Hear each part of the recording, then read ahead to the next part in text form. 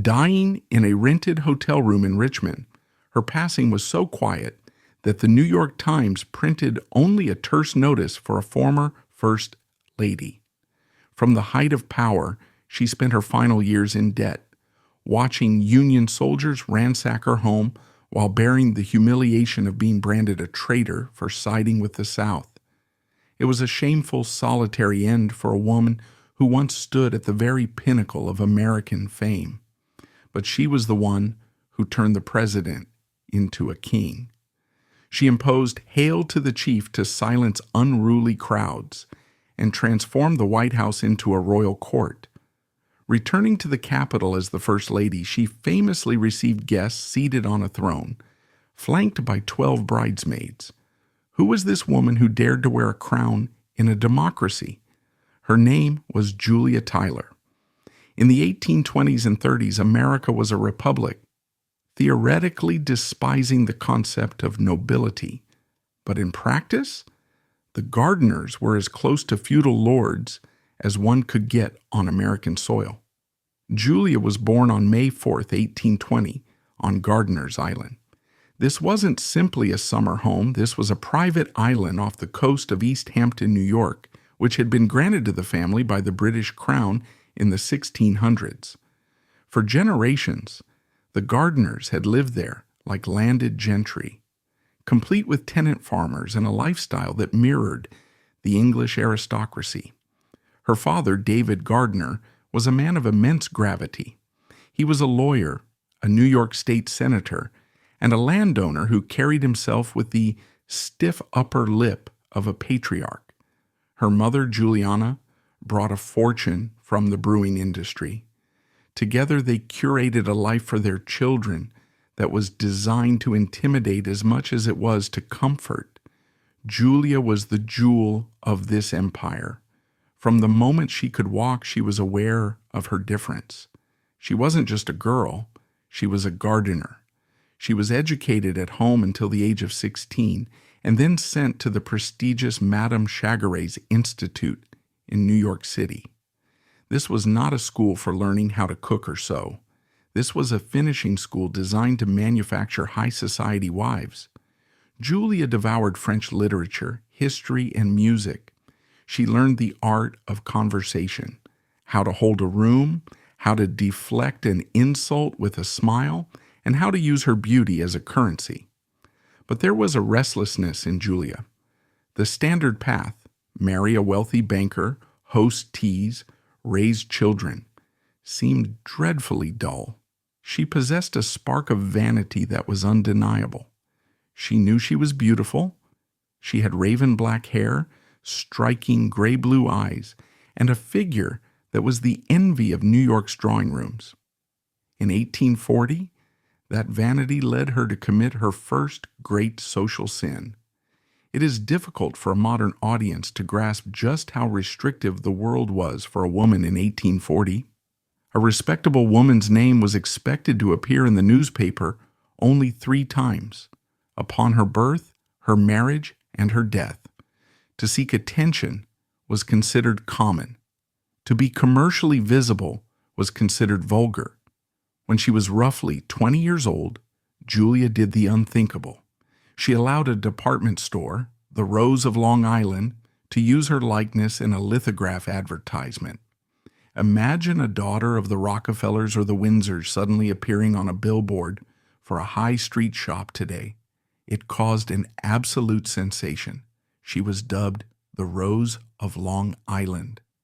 Men on the streets stopped to gawk at the image. She was the talk of the taverns and the clubs. For Julia, it was likely a thrill, a taste of celebrity in an era before the concept really existed. But for David Gardiner, her father, it was a catastrophe. His daughter, a Gardiner, was being stared at by common laborers. It was social suicide. The family went into immediate damage control. The solution to a scandalous daughter in the Victorian era was always the same: exile. They packed their trunks and took Julia and her sister Margaret to Europe. This was the grand tour, a rite of passage for the wealthy, but for Julia, it was a re-education. They traveled through England, France, Italy, and Germany.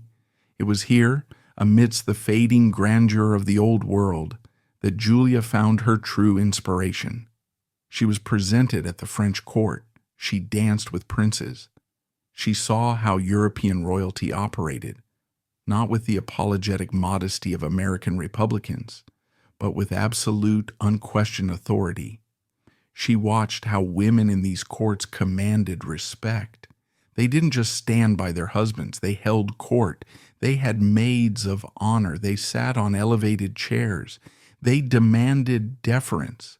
Julia absorbed this.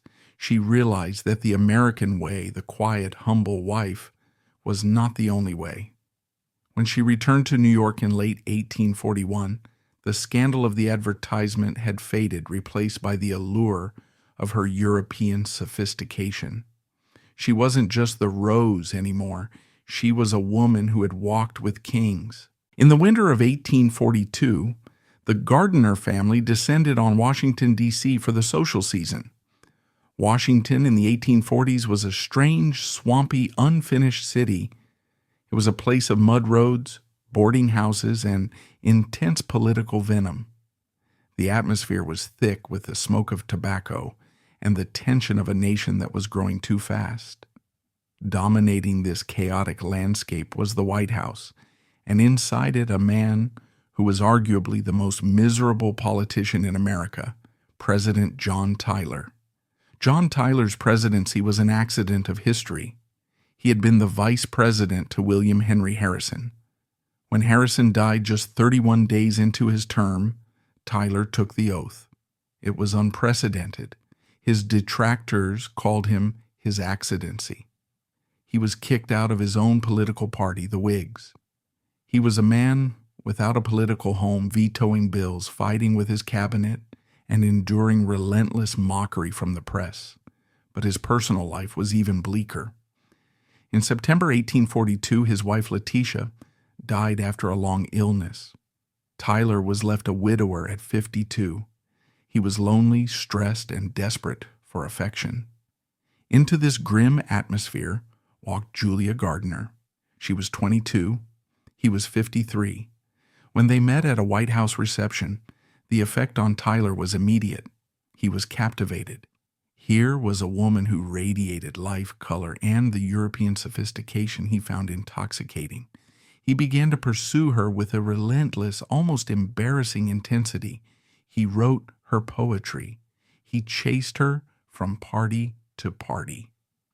On February 22, 1843, at a masquerade ball at the White House, he famously said to her, "I know of no one who would suit the position of First Lady better than yourself." It was a proposal, thinly veiled. Julia's reaction? She laughed. To her, the idea was preposterous. He was 30 years older than her. He had children who were older than she was. He was a grandfather. She was the Rose of Long Island, with suitors lining up around the block, congressmen, justices, wealthy heirs. Why would she shackle herself to an aging, unpopular president? "No, Mr. President," she told him. "No." But John Tyler was a stubborn man, and he had one advantage that no other suitor had: the power of the state. He could offer her experiences that no banker or lawyer could match. February 28, 1844. If there is a single day that defined the trajectory of Julia Gardiner's life, it is this one. The president had organized a gala cruise aboard the USS Princeton. This was not just a boat ride. It was a political statement. The Princeton was a state-of-the-art steam screw frigate, the pride of the American Navy. Its main attraction was a colossal cannon mounted on the deck. It was a 12-inch gun weighing 27,000 pounds. They named it the Peacemaker. It was a symbol of American military might, a weapon so powerful it would supposedly end wars before they began. The guest list was the creme de la creme of Washington society: senators, cabinet members, diplomats, and of course, the Gardiner family. The day was crisp and bright. The Princeton cruised down the Potomac River. Below decks in the salon, champagne flowed. A band played patriotic tunes. The atmosphere was electric with laughter and flirtation. Julia was in her element, holding court, surrounded by admirers, with the president hovering nearby, doting on her. Her father, David Gardiner, was beaming. To see his daughter the center of attention aboard the president's flagship was the pinnacle of his social climbing. During the cruise, the crew decided to demonstrate the power of the peacemaker. They fired the great cannon once. The boom was deafening. The cannonball skipped across the water for miles. The crowd cheered. Later, they fired it a second time. Again, a perfect shot. The power was intoxicating. As the sun began to dip and the ship turned back towards Mount Vernon, the crowd, perhaps emboldened by the wine and the excitement, begged for one last shot. A salute to George Washington's home. The president was below decks, toasting with friends. He started to head up the stairs to watch the shot. At that moment, a dignitary stopped the president to sing a song. Tyler paused on the ladder, staying below. Julia, too, remained below in the salon, laughing with her friends. But David Gardiner, fascinated by the machinery and the power, went up to the top deck. He stood right near the breech of the gun, alongside the Secretary of State, Abel Upshur, and the Secretary of the Navy, Thomas Gilmer. Up on deck, the fuse was lit. The air shattered.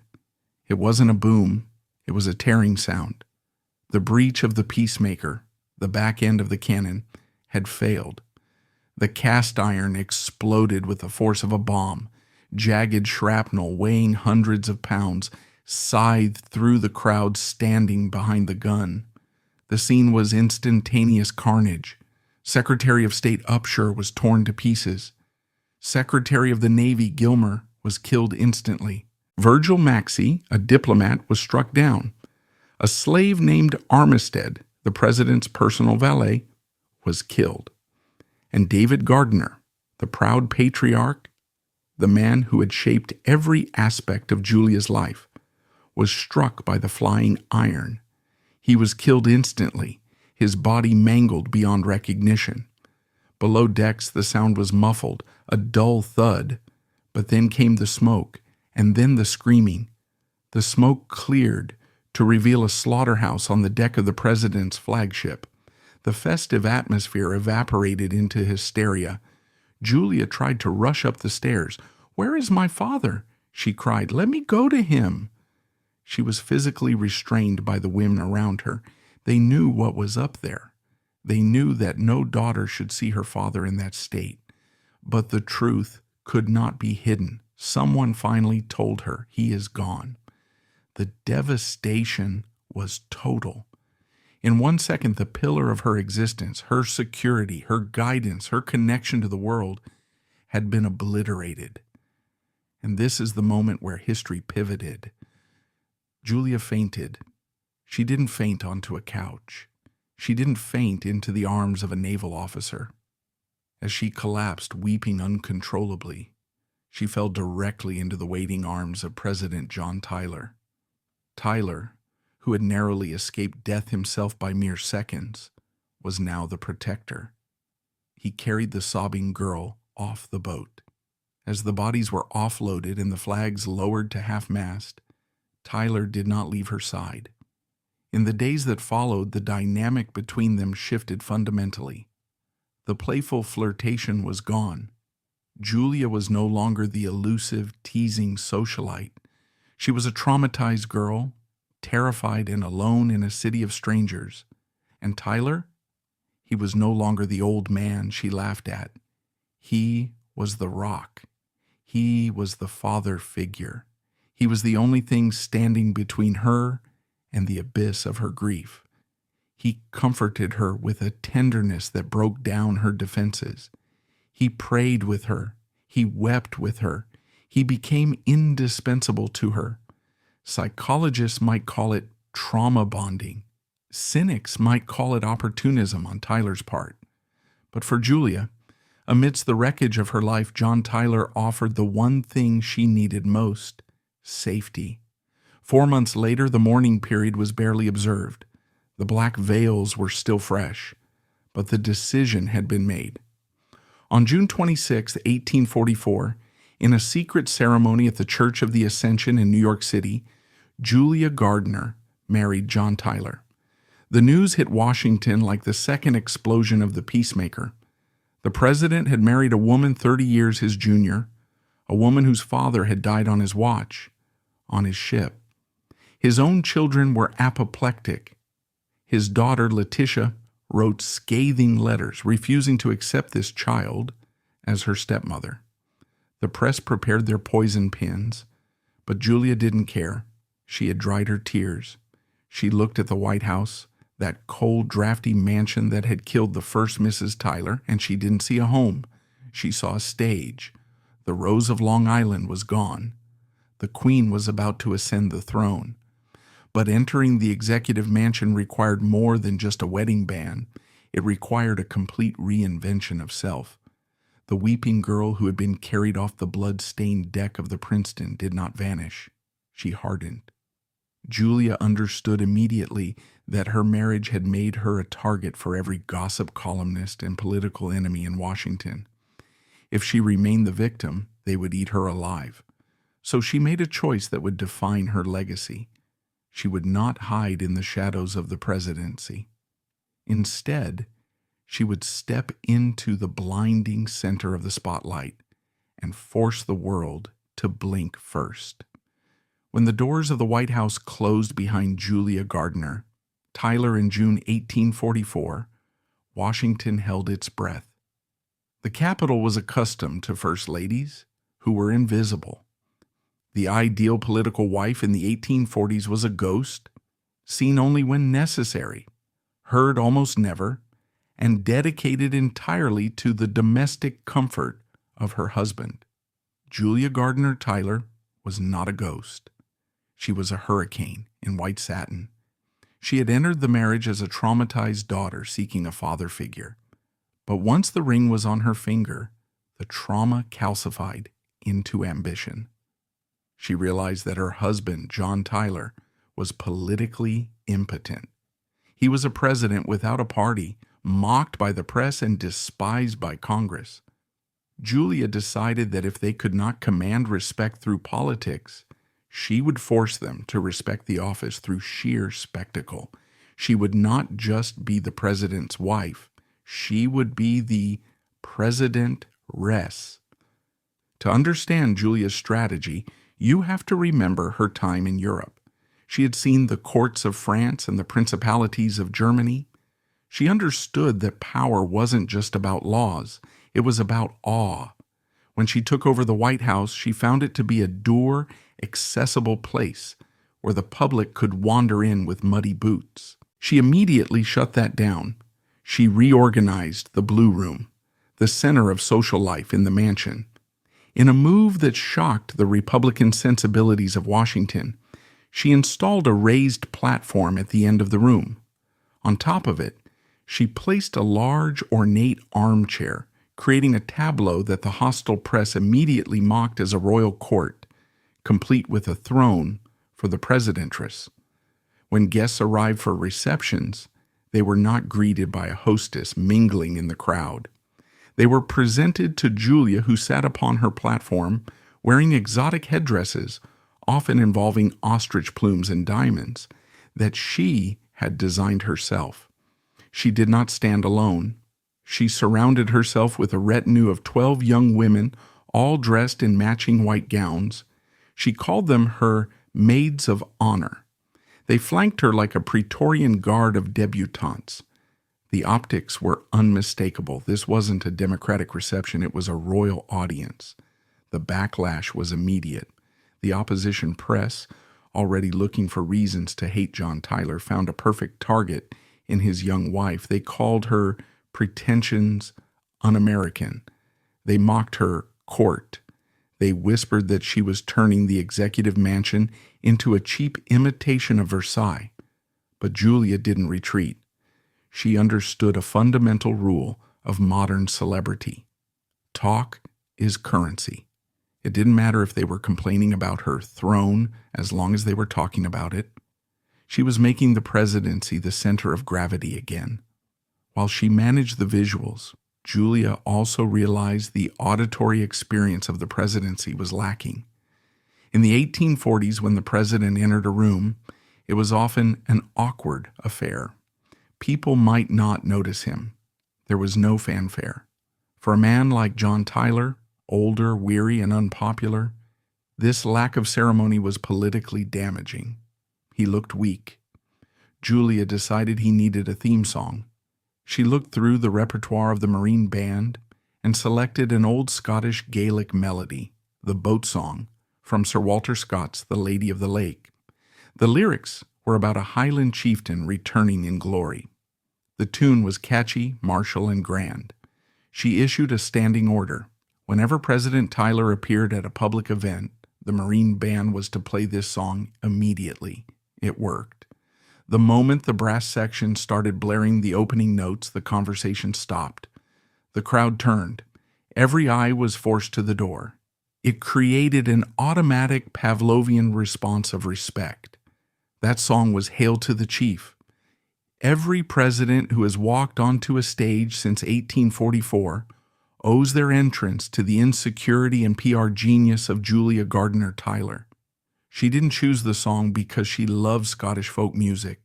She chose it as a psychological weapon to force a room of enemies to stand up for her husband. Julia was not content to let the newspapers define her. In another move that was decades ahead of her time, she decided to manipulate the press directly. She befriended a journalist named F.W. Thomas. In modern terms, Thomas became her press secretary and spin doctor. Julia would feed him descriptions of her parties, her outfits, and her grace. She would essentially dictate how she wanted to be perceived. Thomas would then write these accounts under a pseudonym or as a special correspondent, planting stories in newspapers that praised the lovely and accomplished Mrs. Tyler. She created a feedback loop. She staged a royal event her press agent wrote about how magnificent it was, and the public read it and believed she was the height of fashion. She referred to herself in these writings as the Presidentress. It was a title that implied co-rule, and in many ways, she did co-rule. She sat in on cabinet meetings, unheard of for a woman. She lobbied congressmen. She was arguably the first lady to view the role as a job rather than a duty. The great political battle of John Tyler's final year was the annexation of Texas. Texas had declared independence from Mexico and was existing as a precarious Lone Star Republic. Tyler was obsessed with bringing it into the Union. The politics were vicious. The North feared it would expand slavery, which it would, and the Senate was hostile. Julia threw herself into this battle. She didn't write legislation, but she whipped votes. She charmed the key senators.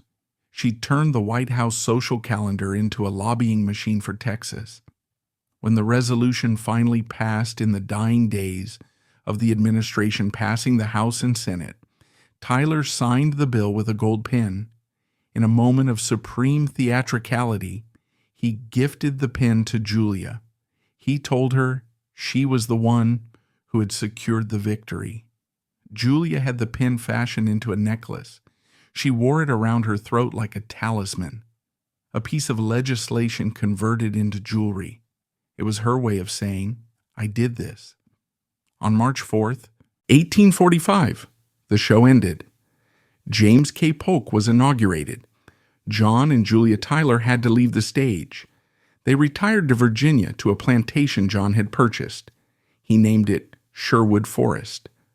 The name was a deliberate, bitter joke.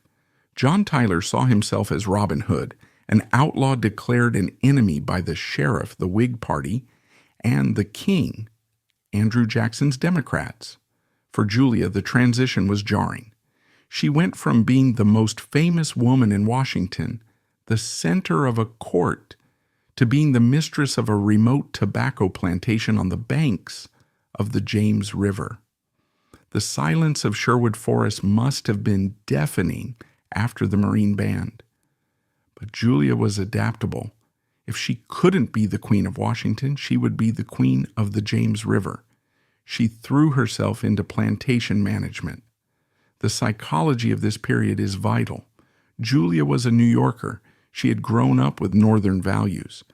But as the years passed at Sherwood, a disturbing transformation took place. She didn't just live in the South, she was absorbed by it. She birthed 7 children between 1846 and 1860. She was pregnant almost constantly. Her husband was aging rapidly. He was in his 60s and 70s, while she was in her late 20s and 30s. She became the engine of the family, managing the finances, the crops, and the enslaved workforce. It was here that the Northern belle died, and the Southern matron was born. And with that birth came a hardening of her heart. The definitive proof of Julia's transformation came in 1853. The abolitionist movement was gaining global traction. In England, the Duchess of Sutherland organized a massive petition. It was titled The Affectionate and Christian Address of Many Thousands of Women of Great Britain and Ireland to Their Sisters, the Women of the United States of America. It was a plea to American women to use their influence to end slavery. It was polite, moral, and condescending. Julia Gardiner. Tyler read this letter in the papers. A decade earlier, the girl who modeled for The Rose of Long Island might have agreed with it, but the mistress of Sherwood Forest took it as a personal insult. Julia picked up her pen and wrote a public rebuttal that shocked her family in the North. Published in the Southern Literary Messenger and newspapers across the country, Julia's letter was a masterpiece of whataboutism and Southern apologetics. She attacked the British aristocracy. She told the Duchess to look at the suffering in her own backyard, the starving Irish, the children dying in London's coal mines and factories.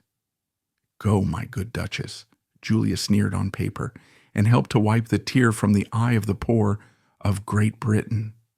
She then pivoted to a full-throated defense of slavery. She claimed that the enslaved people at Sherwood Forest were better fed, better clothed, and happier than the free laborers of England.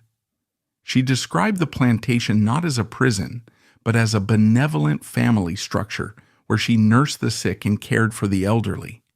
It was a delusion, of course. It was the lost cause myth before the cause was even lost. But Julia believed it. She had to believe it. To believe otherwise would be to admit that her husband, her wealth, and her entire life were built on a moral abomination. Her family in New York was horrified. They were watching their daughter transform into a stranger. But Julia didn't care. She had chosen her side. As the 1850s ground on, the country began to tear itself apart. The peacemaker explosion of 1844 seemed like a grim foreshadowing of the national explosion to come. John Tyler, now an old man, watched with dread. He loved the Union, but he loved Virginia more. Julia, completely radicalized by her environment, became a fervent secessionist. When John Brown raided Harper's Ferry in 1859, terror swept through the Southern aristocracy. They feared a slave revolt. Julia wrote letters expressing her panic, keeping pistols ready at Sherwood Forest. The fear hardened her hatred for the North. She began to view the region of her birth not as home, but as a foreign aggressor. In 1860, Abraham Lincoln was elected. The fuse was lit. South Carolina seceded. The dominoes began to fall.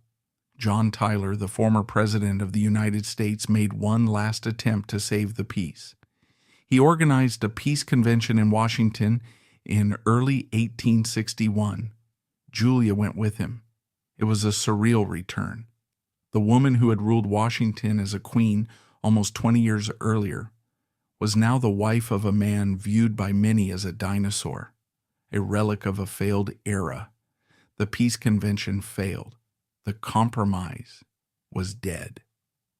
John Tyler returned to Virginia and made the most fateful decision of his life. He advocated for Virginia to secede. He turned his back on the Constitution he had sworn to protect. And Julia, she cheered him on. In the spring of 1861, John Tyler was elected to the Confederate House of Representatives. He is the only former U.S. president to officially join the government of a foreign enemy state. Julia was now the wife of a traitor, but fate, as it always did with Julia, had a twist in store. Before John could take his seat in the Confederate Congress, his health collapsed. In January 1862, John and Julia were in a hotel room in Richmond, the Exchange Hotel. John Tyler, 71 years old, suffered a massive stroke. As he lay dying, he wasn't surrounded by the stars and stripes. He was surrounded by the stars and bars of the Confederacy. On January 18, 1862, John Tyler died. Julia was a widow at 41. She was now alone in the capital of a rebel nation. Her stepchildren hated her. Her northern family was estranged. The Union Army was marching toward Richmond, and the vast fortune of the Gardiners and the Tylers was tied up in land and enslaved human beings, assets that were about to become worthless. The Queen was dead. The refugee was about to be born. With John's last breath, the invisible shield that had protected Julia for nearly 2 decades shattered. For 20 years, his name had been her armor, his wealth her cushion, and his political status, however controversial, her passport to safety. Now that passport was expired. She was no longer the protected wife of a statesman. She was a conspicuous target trapped behind enemy lines. As the funeral cortege wound its way through the rain-slicked streets of Richmond, the reality of her new existence settled in. The war was no longer just a political debate. It was coming for her front door. In the months following John's death, Julia tried to maintain the facade of the grande dame. She stayed in the South, moving between her plantation, Sherwood Forest, and her villa in Hampton, Virginia. But the war was not polite. It did not respect former titles. The Peninsula Campaign of 1862 brought the war to her doorstep.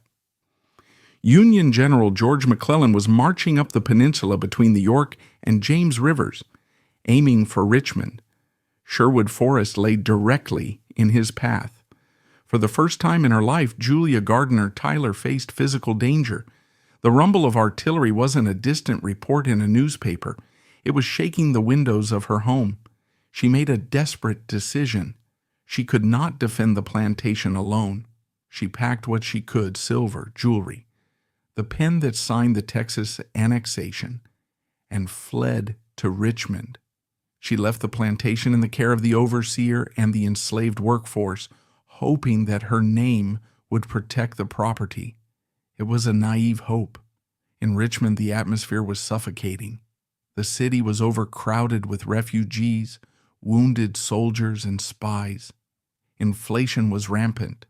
The Queen, who had once spent thousands on ostrich feathers, was now worrying about the price of flour.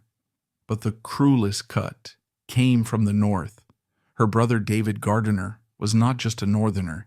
He was a staunch Unionist. The siblings stopped speaking.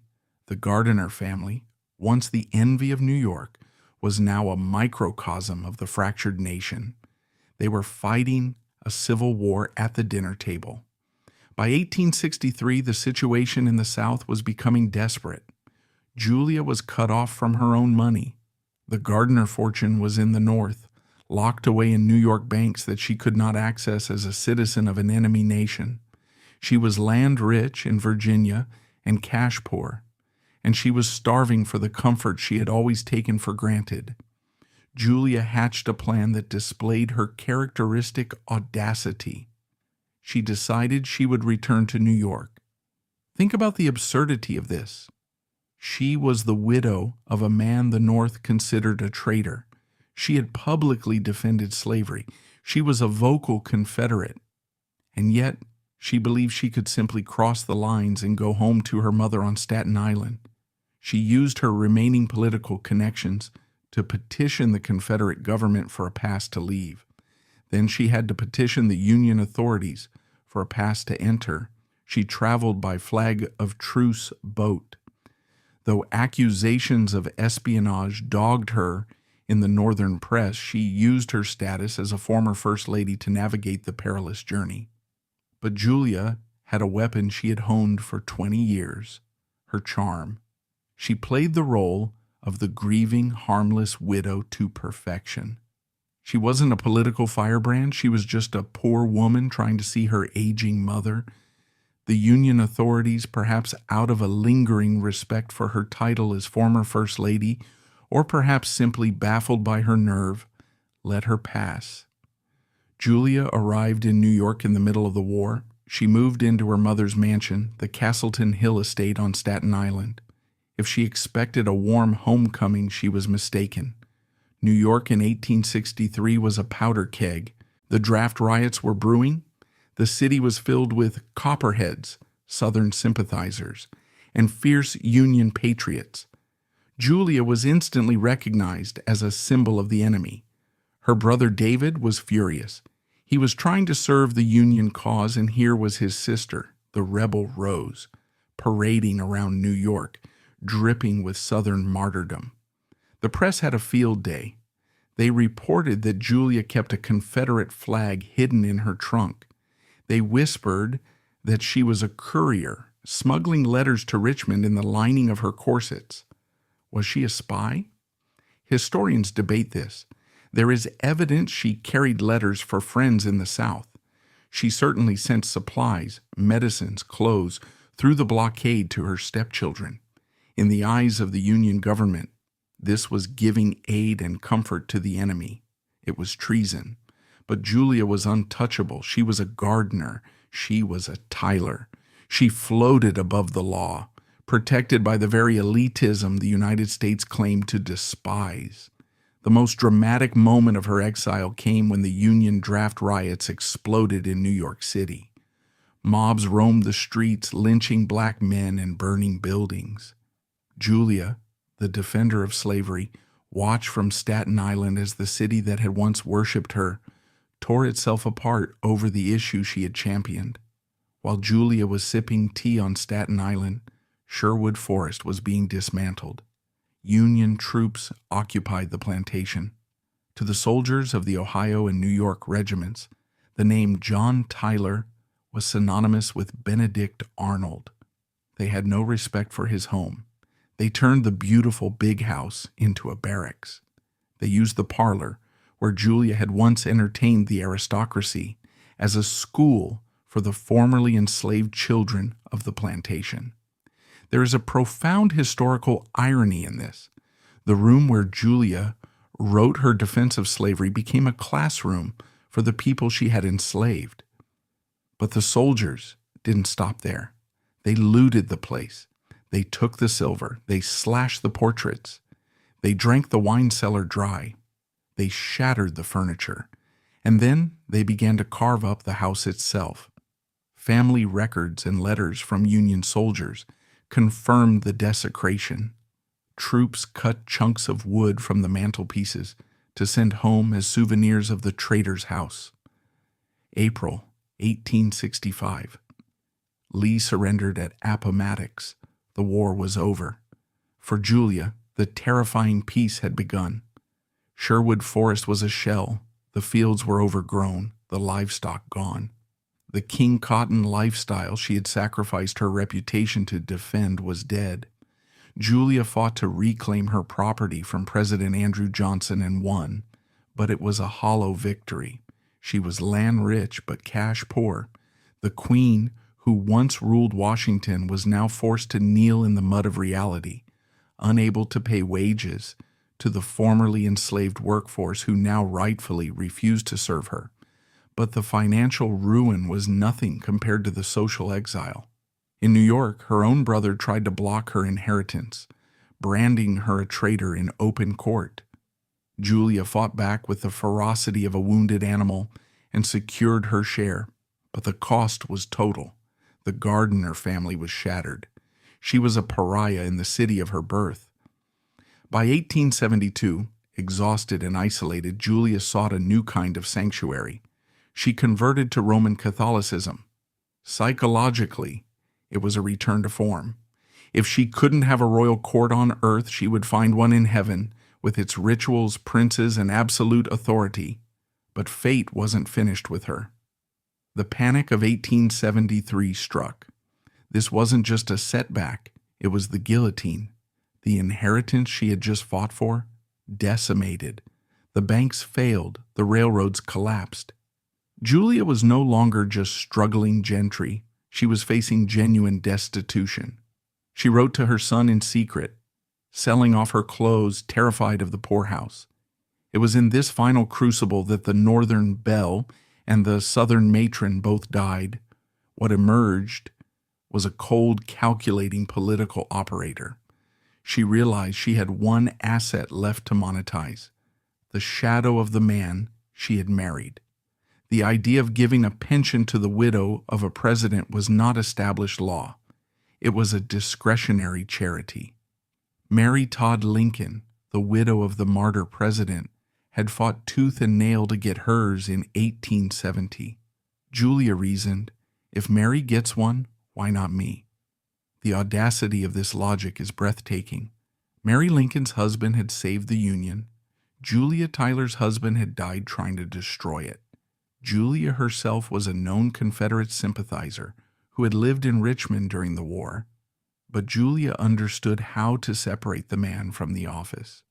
She argued that she was the widow of a president, not a Confederate.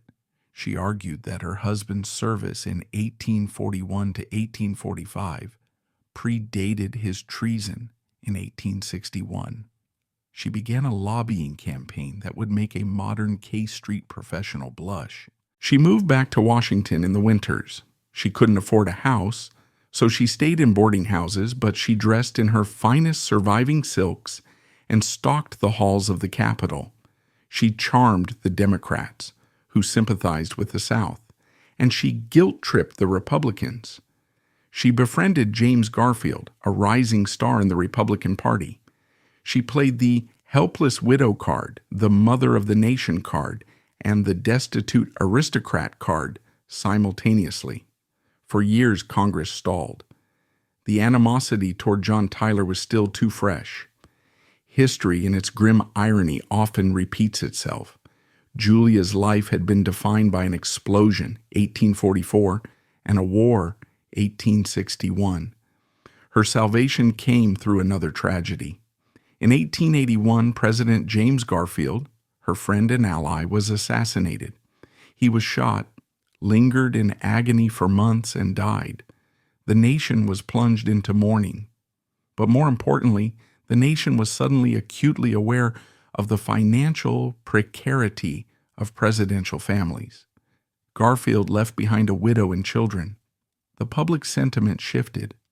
There was a feeling that the country should take care of the women who had occupied the White House. Julia seized the moment. She lobbied alongside Lucretia Garfield, the new widow, and Sarah Polk. In 1882, Congress finally capitulated. They passed a bill granting a pension of $5,000 a year, a substantial sum at the time, to all surviving widows of presidents. It was a massive victory. Julia had won. She had forced the government that defeated her husband's cause to pay for her retirement. It was her final political masterstroke. With her pension secured, Julia finally had what she had craved since 1844, security. She spent her final years living between a townhouse in Washington and Richmond. But as her health failed, she felt the pull of the South. In 1889, at the age of 69, she moved into the Exchange Hotel in Richmond. This choice of residence was not accidental. It was the same hotel where John Tyler had died 27 years earlier. It was as if she was returning to the scene of the tragedy to close the circle. She was a relic of a bygone era. The Rose of Long Island was now a stout, elderly woman with a stern face, always dressed in black, clutching her rosary. The flirty girl who had charmed princes in Paris was long gone. On July 10th, 1889, Julia Gardiner Tyler suffered a stroke, the same fate that had taken her husband. She died in the hotel, surrounded by the ghosts of the Confederacy. Her funeral was a quiet affair compared to the state funerals of the past. She was buried in Hollywood Cemetery in Richmond next to John.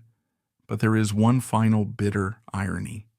John Tyler's grave is marked by a massive monument erected by the U.S. Congress decades later, after his treason had faded from memory.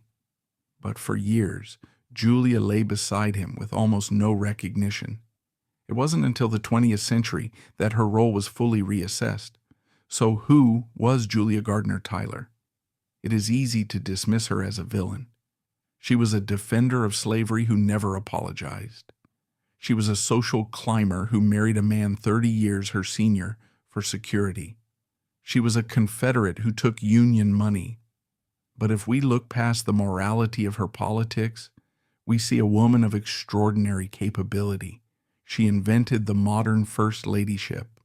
Before her, the president's wife was a domestic appendage. Julia made the role a job. She understood the power of image, the power of the press, and the power of ceremony.